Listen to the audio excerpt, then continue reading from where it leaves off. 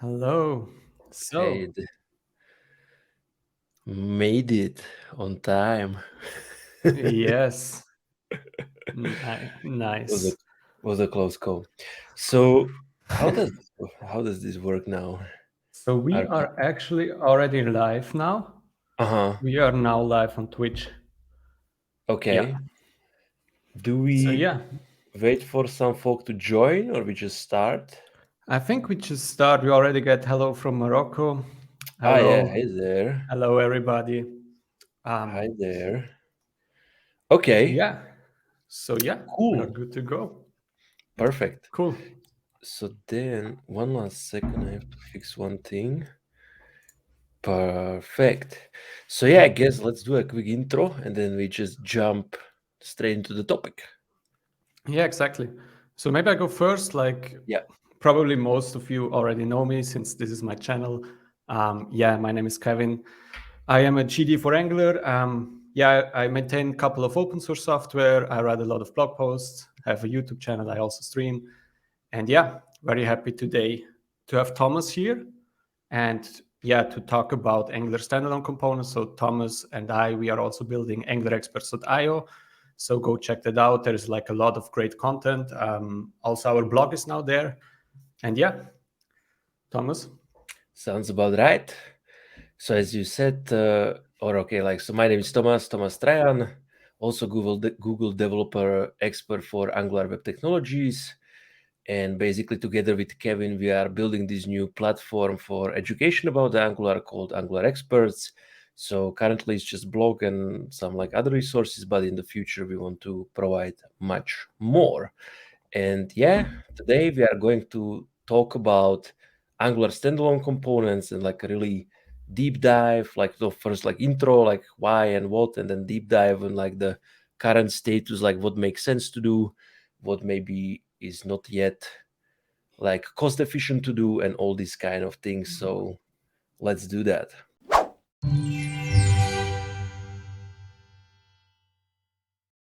Yeah, before we dive into Thomas, I have a question. Like, how was India? Right. So good question. So basically, I just returned back from the NG India conference, like the largest Angular conference in India. I have to say, it was very nice. Was very well organized. Was more than 600 developers, one single track. So was a really nice experience. Cool, Hopefully, nice. something like this also in the future. And that's also where I basically spoke about the part of that topic, but there like the time was a bit limited, of course, like to keep like everything going fast. But today in this format we will have opportunity to dive a bit deeper on that topic and really Mhm. dissect like all those trade-offs which are currently being presented before in front of us as developers. Mhm. Yeah. Cool. So yeah, maybe as some backstory, as most of you know, like Angular 14. So we got in Angular 14 we got standalone components for the first time, right? We got them as developer preview, and we were already able to play around with it, but it was not recommended to push into production. Then Angular 15 came, and with Angular 15 they are finally stable. Also, the Angular internals are now stable with standalone components. So you get ng4 as a standalone component actually. Also, the HTTP client and all these kind of things is now stable. And one of the things, I think that was also something that you mentioned in your talk in India that made this possible was the Ivy migration, right? Yeah, that's correct. So at least the way I understand it, like maybe it would have been possible also in the past, but like Angular team was basically very busy with the migration from the Vue engine to the Ivy rendering engine, right? So if you think Mm-hmm. about it, the Ivy became available as an opt-in. Ciao, Pavel, welcome. As an opt-in in the version 8, where you could opt in into Ivy, and then I think it was like in the version 13 where it was, or when was the actually the Vue engine finally removed? Like 13 or 14? I think it was.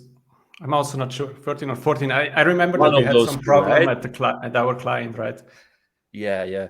But if you think about 13 or 14, doesn't really matter. We could check the changelog on the GitHub, but it's like around 5 versions, right? So that's if you have a one major release per half a year, so that's almost 3 years of basically working on that. And once this Mm-hmm. was finally finalized, finally finalized, then now this seems to be having this effect that Angular team can now focus on actually evolving the framework and shipping all these new cool features, which are now like being very hyped on the Twitter and other social media and on like the YouTube videos, but many content creators, right? So I think, yeah, it definitely should represent like this prerequisite step in that direction, and now we are starting to see the results of that. That they Yeah, don't need to spend time on it anymore. Yeah.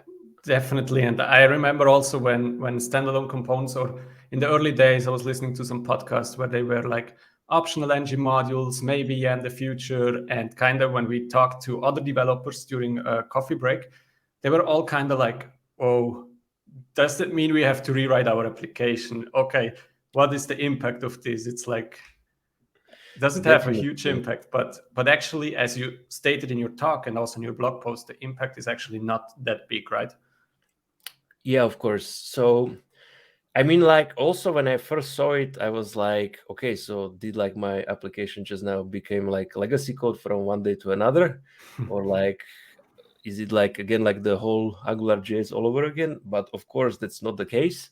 So there was basically like last year or 2022 NgConf talk by core team member of Angular, Pavel Kozlovsky, in which there is this one slide where it's like making NgModules optional and that the removal of NgModules is not the goal. So that kind of calmed me down that like, because like Yeah. you have like hundreds of projects, right? Or like you are taking care of hundreds of projects in that kind of like environment in enterprises, then that would be like pretty brutal, right? And it would be hard to like explain to like stakeholders that like, yeah, we did this one migration and now we kind of have to do another one. But as it turns out, this is not really the case. So maybe it will be a case in the future, but probably not. Or how to say, or if that becomes something like this in the future, then it would be after so much time and like there will be so many benefits to this new approach that most likely everybody would already migrate. And I mean, as illustration, if we take Ivy, right? So Ivy was handled really well. It was 3 years, everybody was brought along, like no people were really broken, right? So there was more than enough time.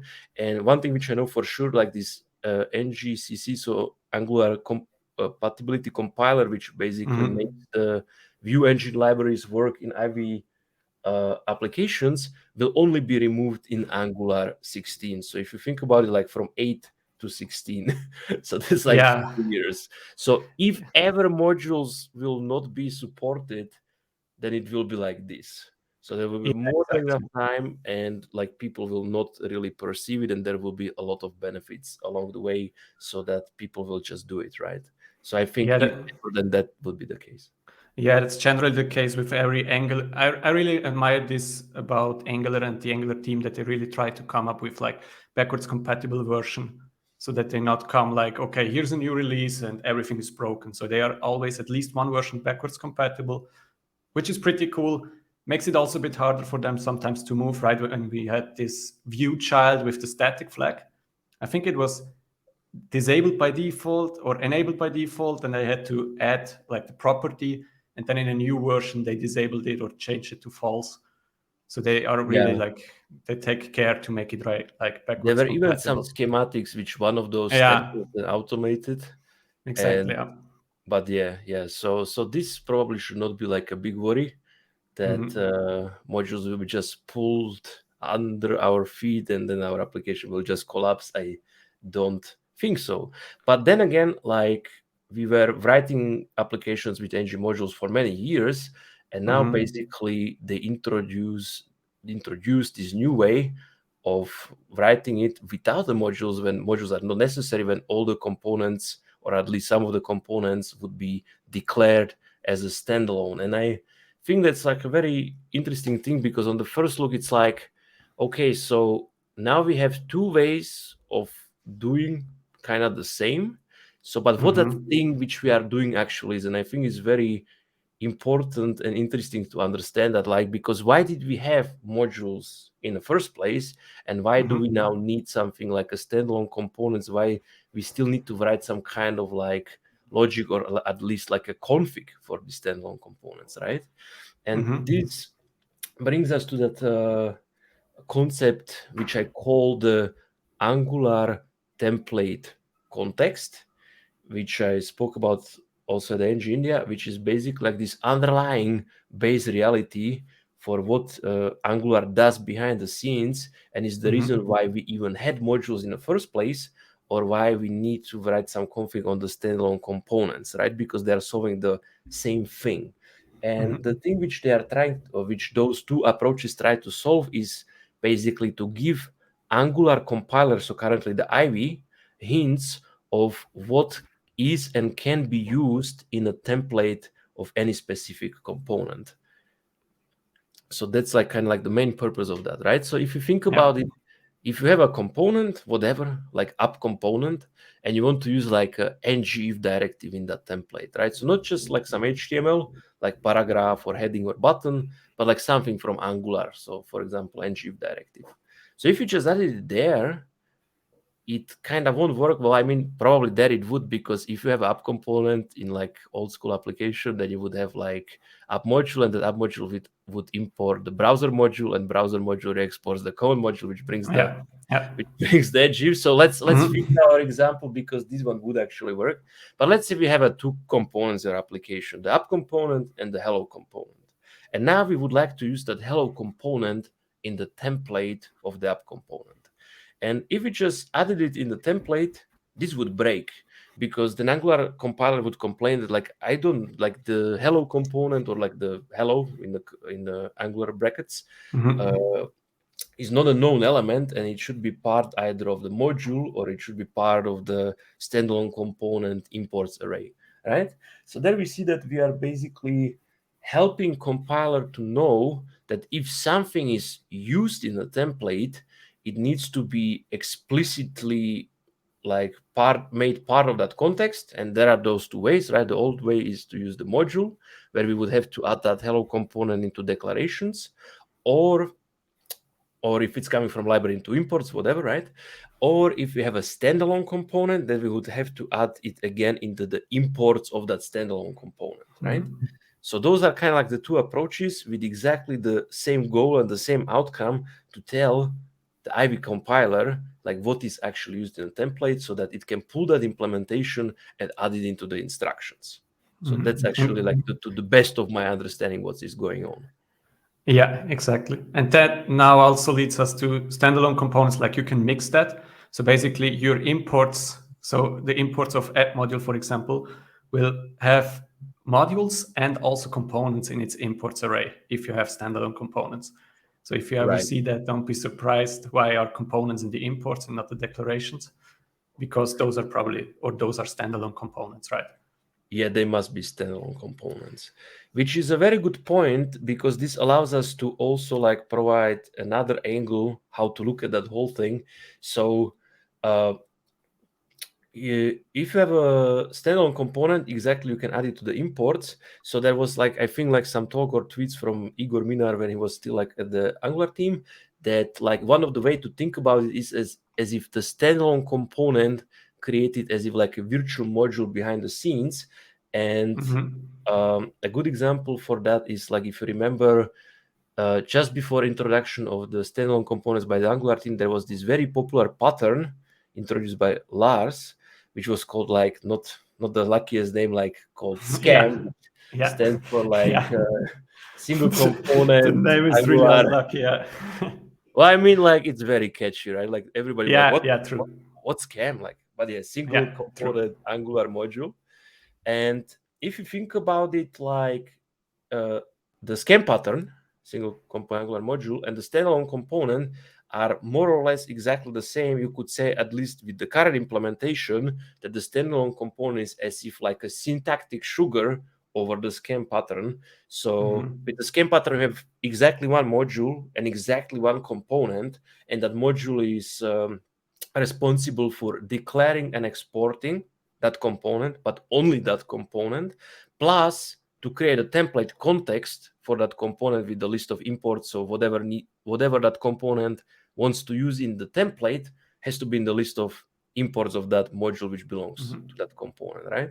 And if you compare this with the standalone component, Standalone component is basically exactly the same, just it doesn't need a module. All that template context management is put into the add component decorator, and you also do not have to write the declarations and the exports. And that's a good thing, because if you cannot write it, you cannot by mistake declare more things or export more things, right? Because it should be always just that one.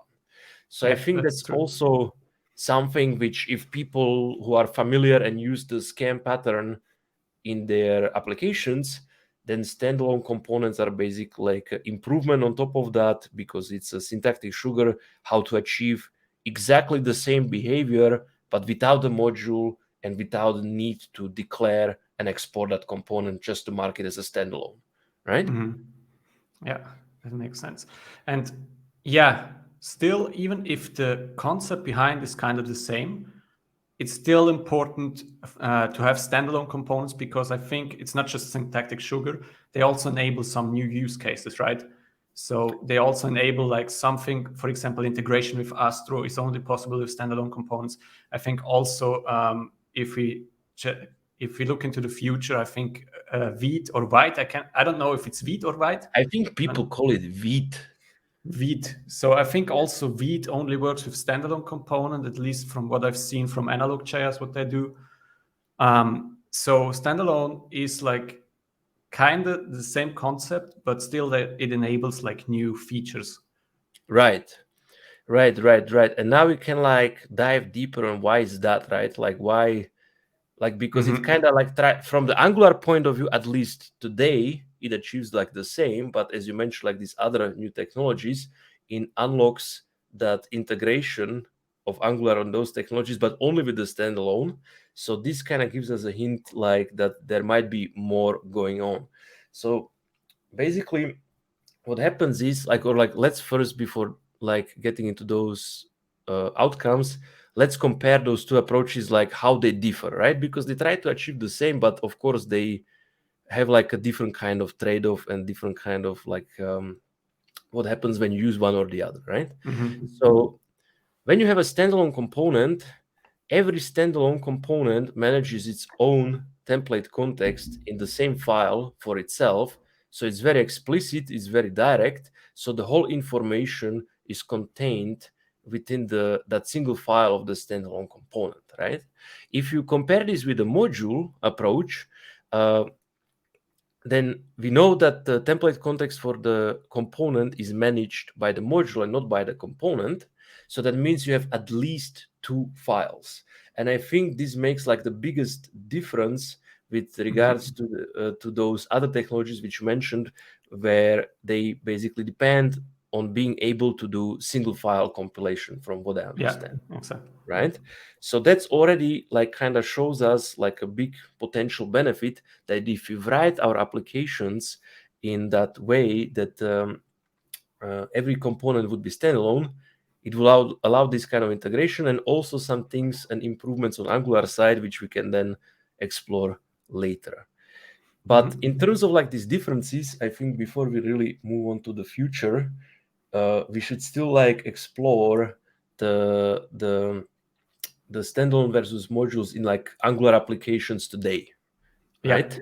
Yeah, that makes sense. Maybe, and one I see also there is like a question, Yeah. which was So related to the previous content. So yes, please. yeah, the question is, if I understand it correctly, if we have an app component and a hello component, and right, both import ng if that will not increase the app size, the bundle size of the application. Right. So good question. So the way this works is that if we have modules still and we manage like like single template context, or okay, let's build the whole picture. So let's start with modules. We have an app module and maybe we have a core module, and they both import common module in themselves, but they're all part of like the eager part of the application, because app module imports the core module. So this kind of the application doesn't lead to increase in bundle size. So, and I think that would be exactly the same behavior with the standalone components. So if you have like app component, which imports the common module, or ngIf directive, and then you have some other like main layout component, which imports the ng directive, but they're all part of the eager part of the application, which is there available from start, and bundled in the main.js file, that this will not be duplicated, from what I understand. Yeah, exactly. Cool.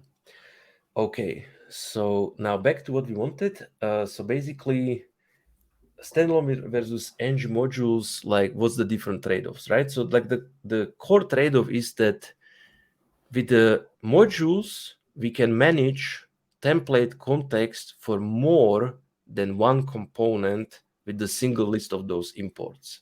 So, and this might be useful in some circumstances and not so useful in the other. On the other hand, with the standalone components, every single component has to manage its own template context, so its own list of imports of what is used in a template, at least nowadays. Which means in terms of DX, you have to repeat yourself over and over, right? Previously, you just did it in app mod in your module, and now you kind of do it per component. So that's exactly. And now we can discuss like the situation where this might not seem as such a great win, and in which it's like definitely a win. So my favorite example for that is imagine you have an application which has multiple lazy loaded features, and one of those lazy loaded features is, let's say, dashboard features, right? So this is like, we still have modules, so it's a lazy loaded module, and this module then can define the template context for the whole feature. So that means if that dashboard feature has, let's say, 15 components, because it has like the wrapper, and then like the dashboard item list, and then the dashboard item, and then different dashboard item types, and maybe like a different editors to edit those items, and like to sort it around and whatever have you, right? So like a typical feature will most likely have more than one component. So let's say it has like 15 components. Now, with the modules, the situation is very simple, because that one lazy loaded dashboard module can define one list of imports, which defines the template context for all these 15 components, right? And those components are basically feature specific. That's why they are implemented as a part of that feature and not extracted into like a shared folder or something like that. So it is pretty unlikely that these components will become reusable anytime soon, and most of them will probably stay part of that feature for a very long time. So now if we painted that picture and we see the situation, let's compare the two approaches. So we said with the ng module, we have a lazy loaded dashboard module as a lazy loaded feature, one list of imports. So it's basically only one list to maintain. Now, if we wanted to achieve exactly the same with standalone components, we would have like a dashboard folder. And in that dashboard folder, we would have these 15 components, maybe in their own folders, or if you want like a single file, whatever have you. And now every single of those 15 components will need to have its own list of imports, right? So that's like 50, or I probably those lists will be shorter, of course, because it's like not every component uses every other component, right? But still, you will have to manage 15 lists instead of one list for the component which we most likely only want to use together, right? So I think there you could say that, like, at least like currently, before like some other improvements on the Angular side, like it's not really an advantage to rewrite that dashboard feature to a standalone components. And I mean, if you write something from scratch, of course, make it future proof. But if you have to like prioritize your features and your budget, then you are not really gaining much in terms of like saved bundle size, maybe like some kilobytes, and in terms of like any immediate benefit, right? It reminds me a bit of, it's not exactly the same, but it reminds me a bit like in the past, what people often did was having a shared module, right? One shared module where you import all the material imports and stuff. And this was still tree shakeable, but not, I kind of like to differ in tree shakeable and splittable, because tree shaking is just like stuff falls out. But imagine you have like two lazy loaded features, and lazy loaded both import the shared module, and lazy A gets loaded first, then also the features that are used in lazy B come with it. So there's no way of like splitting it, because if you wouldn't have the shared module and import it directly in the lazy loaded features, then only the used modules come when you load lazy A, and only the used one when you load lazy B, right? And there you also had to make this trade-off between better developer experience, having a shared module, which is easier to maintain, or having slightly better tree shakeability. And this reminds me of 100%. something. Which brings us to this other use case where probably the standalone components make perfect sense already today. So as you said, when we have a shared module, we have like a trade-off between DX, I don't even know, developer experience, Yeah. and the smallest possible bundle. So basically one big shared module, of course, then with the first lazy feature will load everything, and that first lazy feature most likely doesn't need everything. So that's definitely will have then performance impact. And therefore many people started splitting their shared module, like basically, or reworking their shared module into a shared folder, let's say. And every single of those components, pipes, and directives which were meant to be shared between multiple lazy feature were converted into the scan pattern. And that way, the Angular or not Angular, actually Webpack behind the scenes could do the perfect chunking based on the consumption. So if single of those shared components was, well, if it's only single, then probably should have belonged to that feature. So if you had only two, True, yeah. True. if you had two consumers, then it would be the Webpack would create like a pre-bundle, which would be loaded if one of those two consumers were loaded by the Angular, which is kind of exactly the same as the big share module, but now it's on the much granular scale where we speak about like a single component pipe or directive, right? So that's definitely something which people have already been doing, and that's definitely something where even for the existing application, rewrite to standalone components would be beneficial because you save yourself a lot of implementation. Like you can delete all those modules, they won't be necessary anymore. So you also save like some kilobytes most likely, and you are already future proof, right? So even for existing application, such a migration can be, especially if you had like one big undifferentiated shared module, such a migration would prove beneficial already today, like 100%. So that also means if you now would go ahead and migrate an application, you would probably start by migrating the shared module or the shared module to standalone components. That's probably 100%. where you get like the most benefit, right? 100%, especially if you still have like either one big one or multiple smaller ones, but still like many. So as long as you are taking stuff apart, you are going to see like definite improvement in like overall bundle size, especially for features who are getting the stuff which they are not using, right? 100%. Now, if you write new stuff, then just use standalone components, a no-brainer, because if you are like writing new stuff, then you can be already like prepared for the future. And in terms of like the eager part of the application, so like the thing which is there from the start, which is usually like the app component and like some layout, some navigation, there basically this is anyway always used together from start. So I think that the story is similar to the story of the like lazy loaded feature, where if you have time, of course, do it. If you don't have spare time, you are not going to get great benefits like right now, right today. Yeah. And if you want to do it in the upcoming version of Angular, so it's not yet released, I think, or was it in 15.2? I don't know if it's final, but I already once tried out the migration schematics to migrate. So Angular provides some schematics which allow you or which will help you to migrate from modules to standalone components. The migration are a bit special because they are different from like other migrations that we know from Angular, because usually you just go ng update and then it does everything, right? But here it's kind of meant to be that you run them in 3 different modes. I think the first mode is converting just components to standalone, which will just add the standalone flag.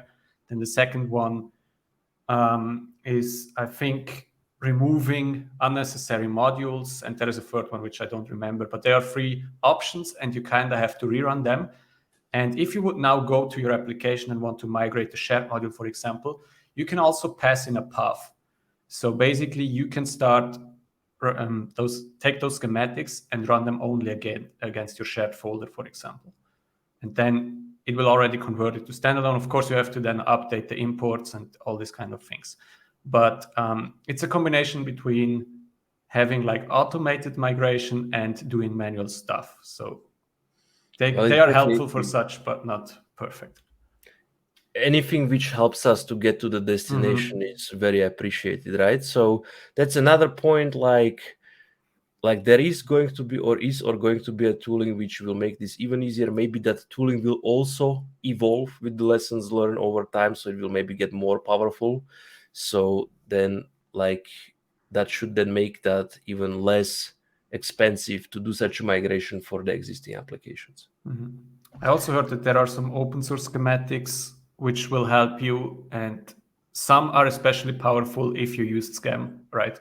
Because then it's kind of easy to migrate and to automate this like fully. That's a very good point. So that's another of the possible options of the existing application. So if you had the application which already followed Scam pattern like 100% for every single of the components, then such a migration is basically almost 100% mechanical. I mean, you still have to redo like the providers, like in the how you bootstrap the application and stuff like that. But just those components, you could just write like elaborate regular expression and run it on your repo, and that would work, right? So that's a very good point. That's true. So as we can see, like there are many different stages where your application could find itself. So like based on that, it will be more or less expensive to do this and get to that point. I see we have here another question from the Ginger Chameleon. Good evening. If you use standalone components, would you bootstrap them separately instead of entry points or sub-entry points, or am I missing the point? So the way I understand it is that if we have a application which is purely standalone, or if we are converting something to standalone, like we still like the architecture which we had in the past is still kind of remains the same. So we have like an eager part, and then we have a lazy loaded features which we want to like basically extract them so that they are not part of the eager bundle, so that the application starts faster, and all the other architectural benefits like isolation. But now instead of lazy loading of a feature module, we are going to lazy load a feature root component, or even different like feature route config, which then references the root component as one of its like first routes or something like that, right? So this didn't really change. It's just like instead of the modules, it will now be those standalone components. So there we have a new Bootstrap function, right? It was Bootstrap. I don't remember the current one, but now it's Bootstrap application, which accepts like a standalone app component to Bootstrap, like the initial function, and then you can pass in the route config in your main TS. So that's one of the bigger changes. Previously, you had like your app module and an app routing module, and there you configured your routes, right?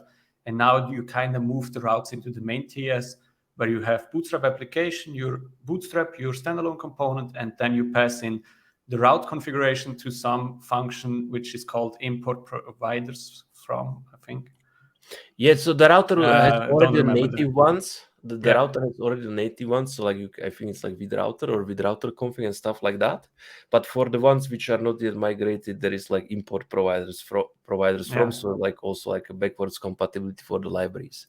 But that was a very good point. So your application might be Bootstrap as a like the core, or like the root of the application can be standalone application component, and then it will be like the way the Kevin said, or it still can be application module like as before, and maybe you just rewrite one of your features as a standalone components. That's also possible, right? So you can mix and match those approaches in multiple parts of the application, from core to the last leaf of the lazy sub feature. So that's such a great approach also with third-party libraries, because you can integrate third-party libraries that are already standalone and third-party libraries that are still using modules. And that's kind of cool that you can mix and match the way you want. Really kudos to Angular team that they did it that way, that we can really have a and like an easy way to transition. And that's exactly like gets me back to that point where we spoke about that different applications look differently nowadays, right? Some are more well-defined architecture, some less, some use scams, some not, some use a lot of lazy loaded features, some not. And because we can combine this, it allows us to move towards that future in that way, which supports all these different types of applications, which I think is pretty amazing. So it doesn't only work for like the happy path if you did everything right. You can start using that in like when let's or even like not migrating, like just like adding, extending your application, adding new feature. You can just write it as a standalone, right? And it will just work. One thing I'm still curious how we will handle with standalone is as library author, imagine we have like a checkbox module, right? And we have a checkbox group, checkbox component. So currently what you would do, you have a checkbox module, which declares checkbox group and checkbox component and exports both of them, right? And then the consumer just imports checkbox module and then we are fine. And now we kind of have to either the consumer has to import like both, or we have to come up with some barrel file. And I'm always curious, how do we call it barrel file? Do we call it module? Like, Or like it's just like check. some array, which But then is you have to spread over it, right? yeah. Yeah, so yeah, exactly. So that's a very good point, because as you said, like it is like a valid use case which does happen often, that like if you have a library of components, then like single component or like on the logical level can be multiple components, or like the implementation level, or like something like tabs where you have like the tab group and the tab button and the tab content or whatever have you, and you always want to use them together. And of course, in the world with the modules, this was not a question, because you anyway had to export that module as a sub entry from your library. And now, yeah, it will be, there is no like way which is like required by the Angular. So there will be probably different approaches, and hopefully then community will come up like with some kind of best practice, because whenever something is not standardized, there is cost to that too, right? That you have to then look at docs, and it's not so intuitive. Because nowadays very intuitive. If it's my custom component library or Angular material or whatever have you, I know I will import the module which most likely has the name of that component I want in its name.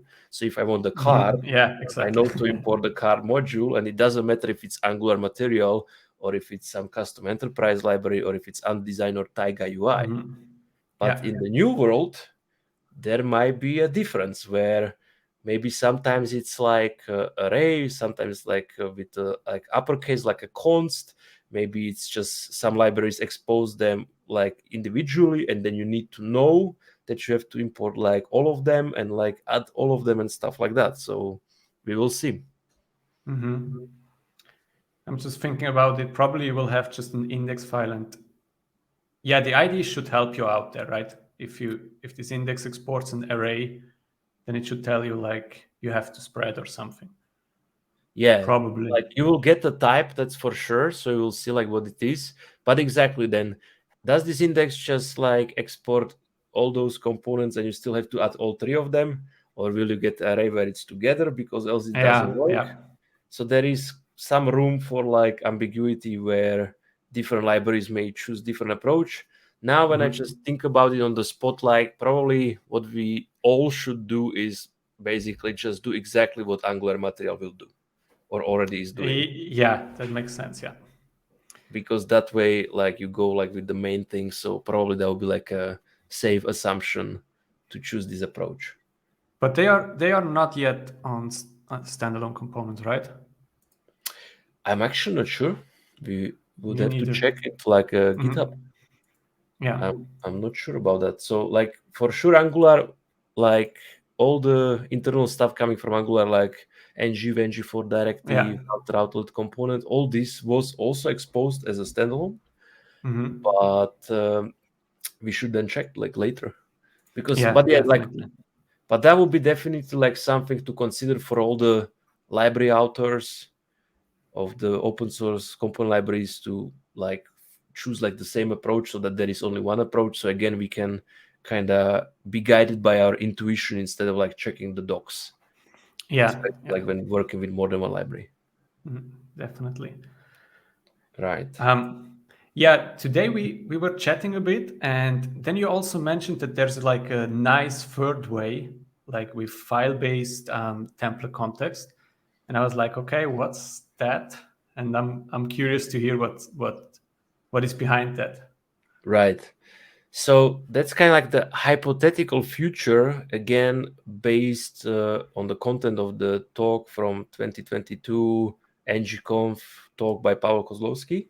So if you guys and folks and everyone didn't see it, then please go and check it out because it's a really amazing piece of content. It's now published on the YouTube.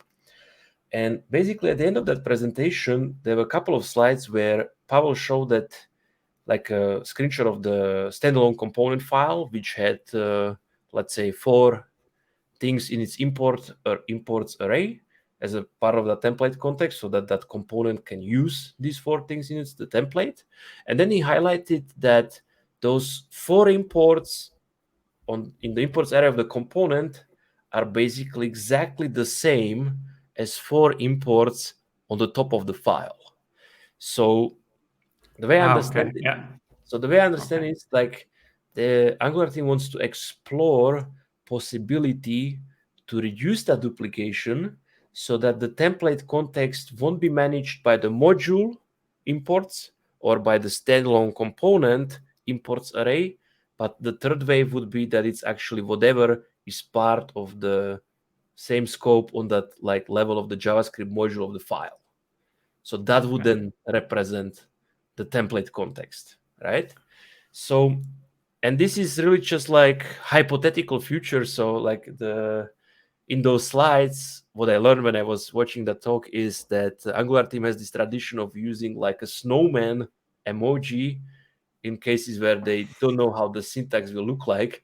So, so that like the component name looked more like with the JSX, where it's kind of like a class name and then wrapped with the snowmans. Yeah, So we don't know what and yeah. if and when, uh, but um but yeah, if something like this would be provided, then again the developer experience on like of writing standalone components when you actually do not need to manage that list of imports anymore.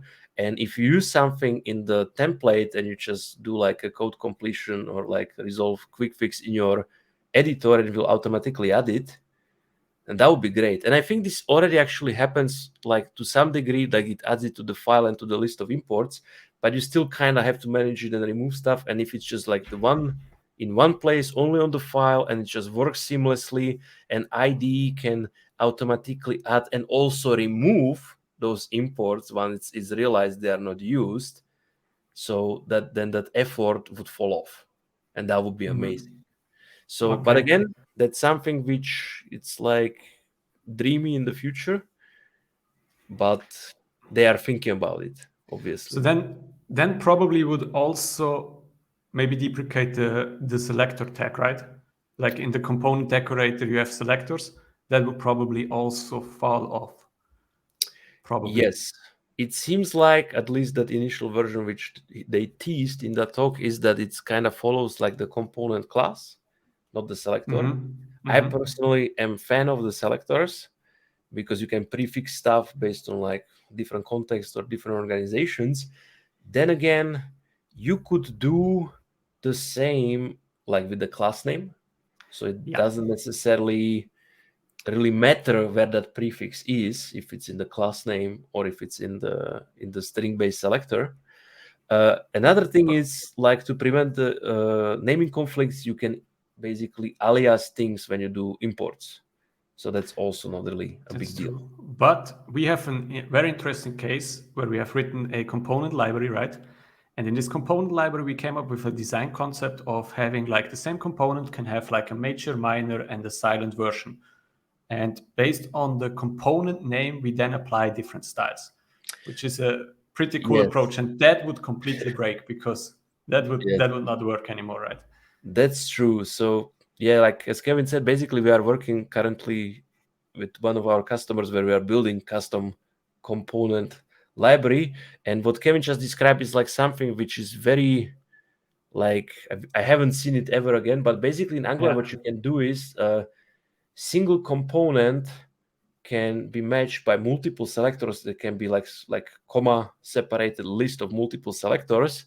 And You maybe see that often in directives, right? In directives, you see it kind of often. Right. And maybe also with the components, but the part which I haven't really seen is to basically apply different styles to same component based on different selector. That's what we are doing, like to get like different visuals and share the implementation in a very nice way. And there we will probably get into some trouble if the selector support is removed completely. That could be. But yeah, still, what I would like to look into today is that like basically like the like to understand that using standalone components is not like a cure to a bad architecture. That like all the architectural best practices for Angular applications which we had till now are still in place. And I would like to talk a little bit about it because like there could be like this perception like once we have the standalone components, then everything just knows what it uses it. So we kind of have like just in theory just this one like folder called components and just throw all the components in that folder and they're all standalone, so they will be bundled perfectly. And that's like half true, right? So it's gonna be bundled like perfectly like on the Webpack level because every component like manages its own template context. But if every component starts using like many other components because there is some kind of business logic, you can still end up like with big ball of mud, right? Which is like, even though they are standalone, they still reference each other. Like this can easily happen. So we have a question. Instead of I feel like Angular has become flat or subtrees instead of a big tree. So that's very related question to what we are talking about right now. Perfect timing. So not necessarily, right? Not necessarily. I mean, you will get a bit flatter, because you skip the modules and stuff like that. And if you use like a single file components, you will have like less files, and that's all great. But as we said, it doesn't mean that this removes like a requirement for a well-defined clean architecture. So most likely, even with standalone components, you still want something like a features folder where every lazy loaded feature gets its folder where you will put all the standalone components which only belong to that feature and all the services and stuff like that. And again, you will want like something like a shared folder where you will put local reusable components which are used by multiple lazy loaded features.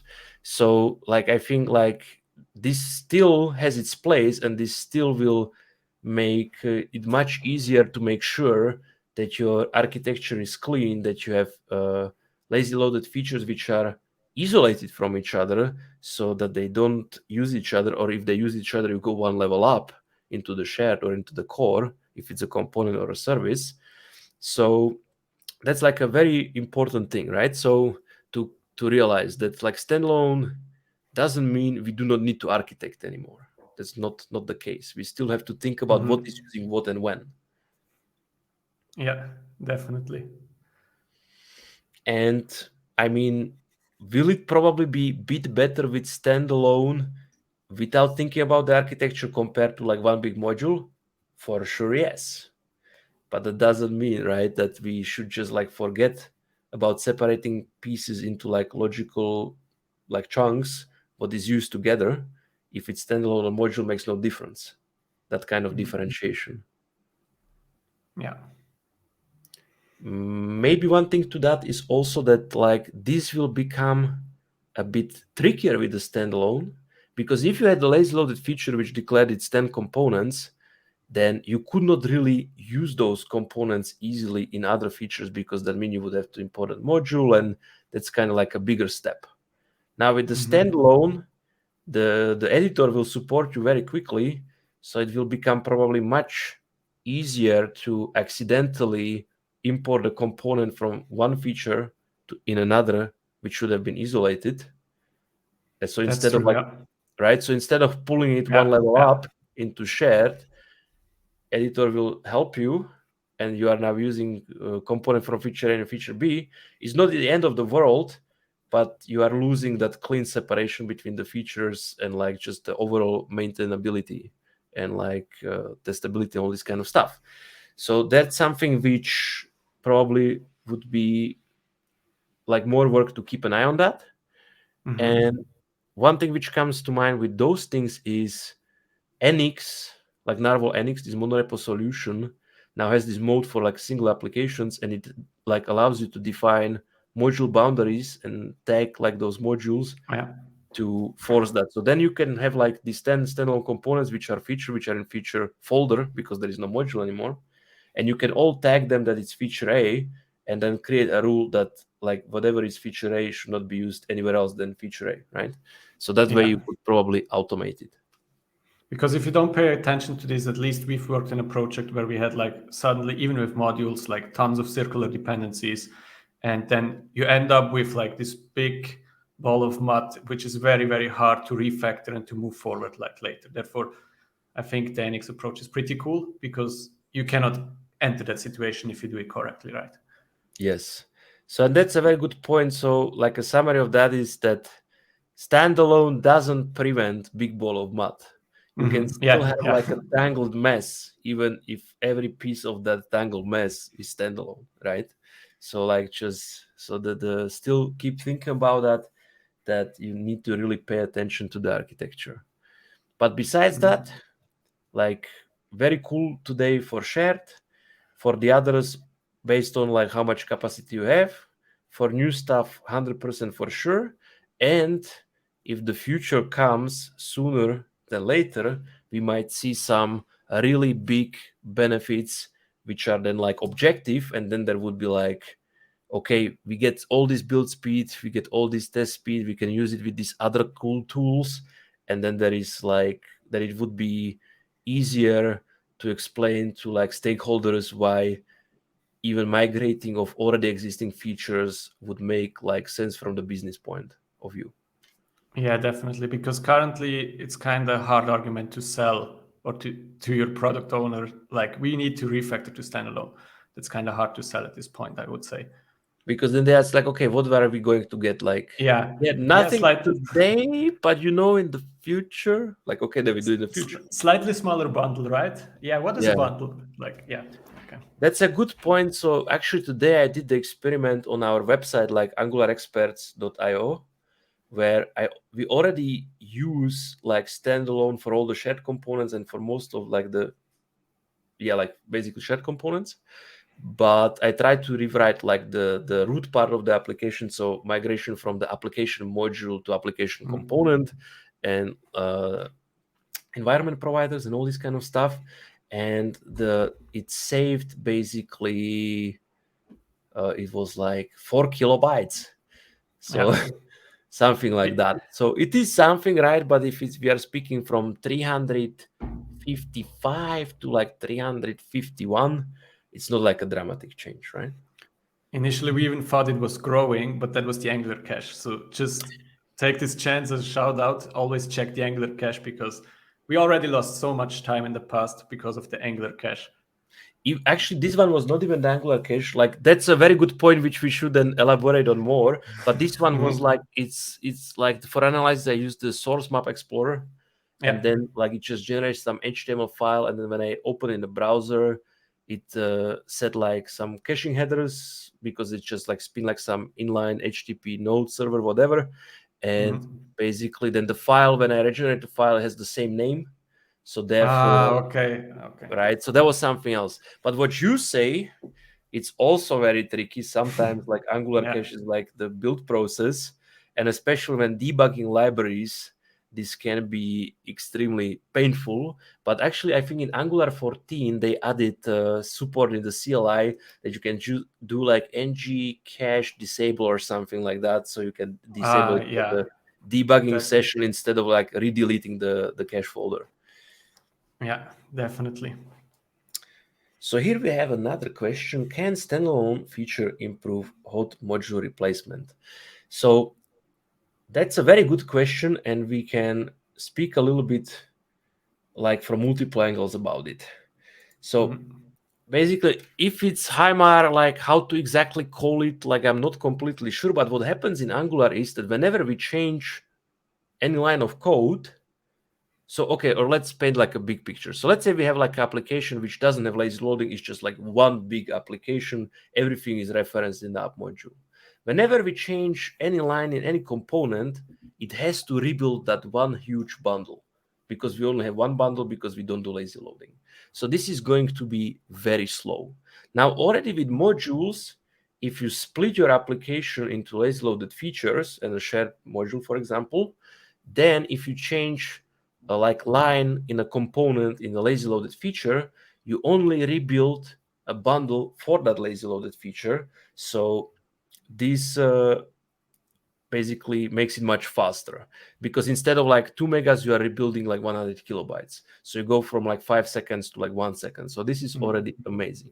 Now, if you extend it to the shared module, so you rebuild it, it's bigger.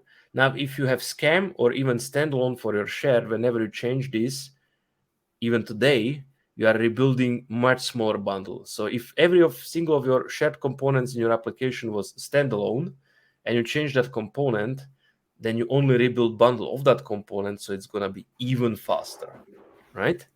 So, but still, if you speak about situation today, if you have a lazy loaded feature, it doesn't really matter if it's like standalone or module based, because as long as those are bundled together in the lazy bundle, then whichever of those you change, of those components, of those 15 standalone components which belong to that feature, you still rebuild the whole thing today, right? But again, if we speak about the future, when maybe we have this single file compilation because everything is standalone, then it would lead to improvement even more. Then it will be like just very fast, like under every circumstance. But yeah, so if you're interested in this, I think, as I already said, I think analog already goes into this direction. It does something like this with feed and single file compilation, right? Because there it's pretty fast. At least when I tried it, it was pretty fast. Right.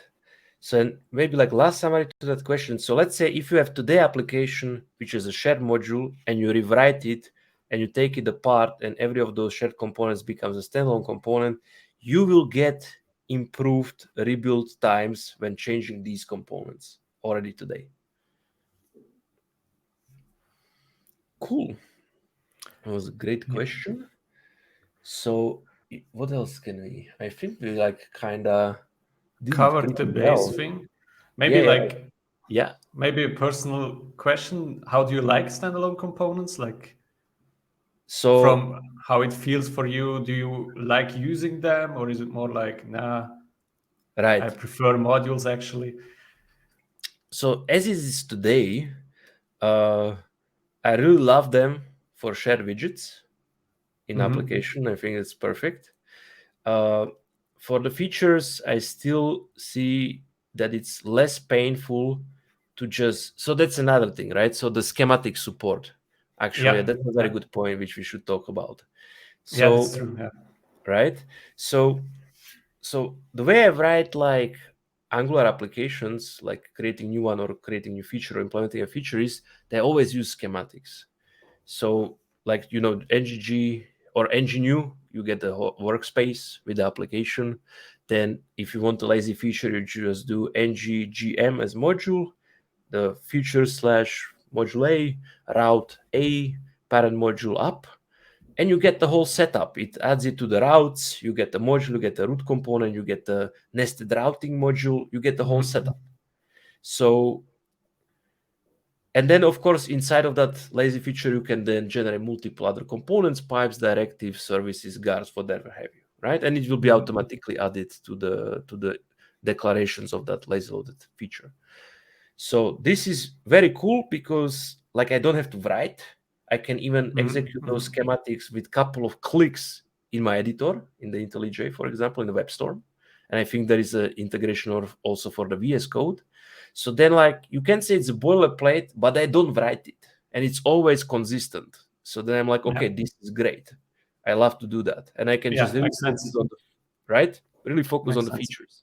Mhm. So the standalone components are now released, but the schematic support is incomplete. So you can already use schematics to generate a new standalone component, let's say in your feature, and it's going to be added as far as I understand. But I don't think that today, or it's not yet available. They are still working on it to generate new Angular application workspace as a standalone. So like Bootstrap application with the application component with like the providers as a config there, right? I think this is not yet available. Also, to basically generate a lazy loaded feature the standalone way. So for example, with as a route config or something like that. So you just import the route config of that lazy loaded feature.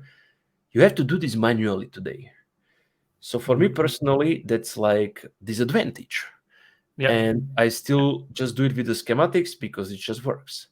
Now, Mhm. once those schematics are in place, then I'm like, of course, like I love it. It's future proof. And I can use my workflow, which I'm used to, where I can basically not do those things which are very mechanical and only focus on implementing or adding the actual implementation. So this is Mhm. something which is missing today, and they are working on to add this to the Angular Yeah. CLI. And I also think like there is nothing wrong with still using like modules today, because I also don't see that they will go away soon. At least that's my feeling and my opinion about it, I think. Yeah, Uh, uh, 100%. But yeah, I mean, it's also clear that like standalone is the future. So like yeah, just use it. definitely. Mhm. I'm just lazy to write it, so I still generate, and then I hope like Yeah. later I can generate the standalone, and also that migration schematic gets better. And I also Mhm. feel like as long as your like architecture is clean, that like auto migration schematics should help you quite a bit. Yeah. Yeah, it does. And But one more it's yeah. thing, sorry, please. Yeah, because the last time I tried it on a small application, but it was still like not fully released, right? But there were really some things that you had to do like fully manually. For example, you could bootstrap a standalone application, but then the routing, for example, route standalone components, that's something you had to do on your own, like manually. And then you were rerunning the schematics with like clean up the leftover modules which were no longer routed, and that basically the schematics had, yeah, he just told like nothing to do, and you had to manually clean up the modules. I don't know how they are now, but I hope they will also improve, that this gets like even more automated. Definitely. Like I think with like more usage, people will Yeah, like then definitely. submit PRs and it will get more robust and stronger. Maybe one more thing, like, okay, so let's say you still use modules, like if you use schematics, then to get a lazy feature, you will just like run the module, right, with the route, whatever. But maybe already what you can do is inside of that lazy feature, add those other components as standalone components, Mhm. pipes, and directives as standalone for sure, already with schematics today. Also in the shared folder, possible to already add those component pipes and directives as a standalone already today. So Yeah. then that I'm a big fan. Seems we So, have another. yeah, maybe standalone and signals increase the learning curve. I think like it's the yeah, it's a new concept. Like every new concept kind of increase the curve a bit, but actually the goal of these things is to make it simpler, right? And I think especially I think standalones, once you understand module, it's not like a big learning curve to go to standalone. At least I didn't feel like it.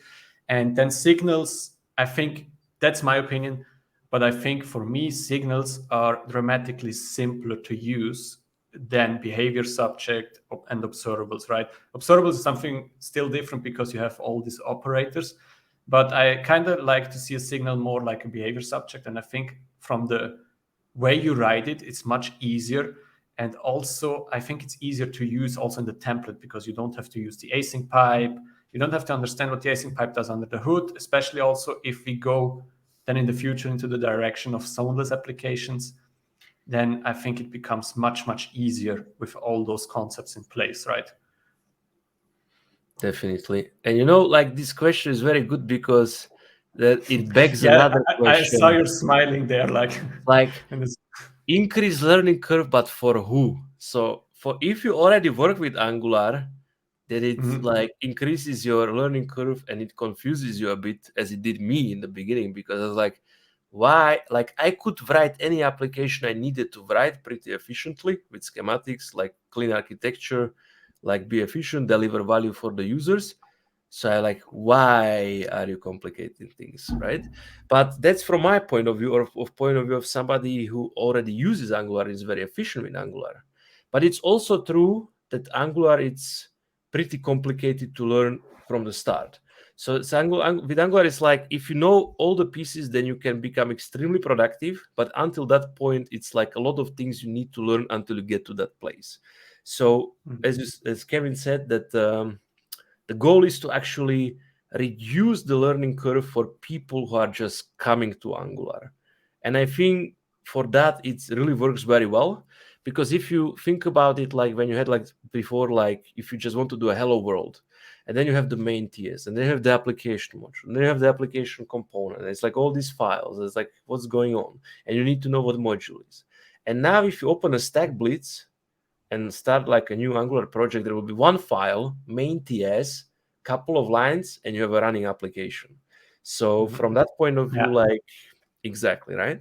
And then with signals, it's like I think it's very similar story. Like it's kind of like on the way to RxJS. So RxJS, some people love it, some people hate it, as Minko said, like 50-50 in the community. yeah, And I it's think exactly reasons 50-50. right. That was like the worst number, not like it would be better. Like everybody hates it, okay, everybody loves it, okay. But 50-50 is like, So, but then it's like the problem with that is that so again, if you know how to use it well, and maybe like a tamer version, like with NGRX or something, then it's like the best thing ever, and it solves all these edge cases and stuff. But until you get there, it's extremely frustrating and painful, because it's also with RxJS, you need to know all these things, like that is declarative, that is asynchronous, like it's a different approach, right?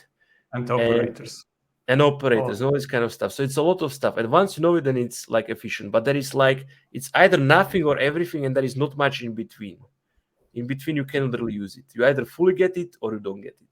And signals can be really cool in that way that they introduce some of the concepts used like in RxJS that is like declarative from start.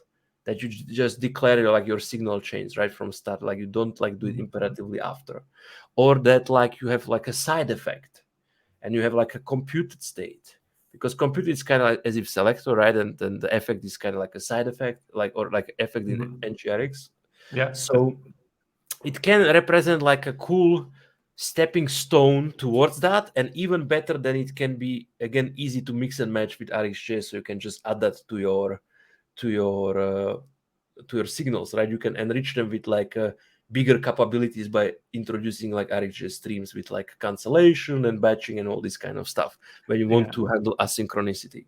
So I think that's like a very good bet on the side of the Angular team to gently introduce those concepts step by step, which probably my guess is that in 2 years this will change that ratio of hated like RxJS towards like RxJS.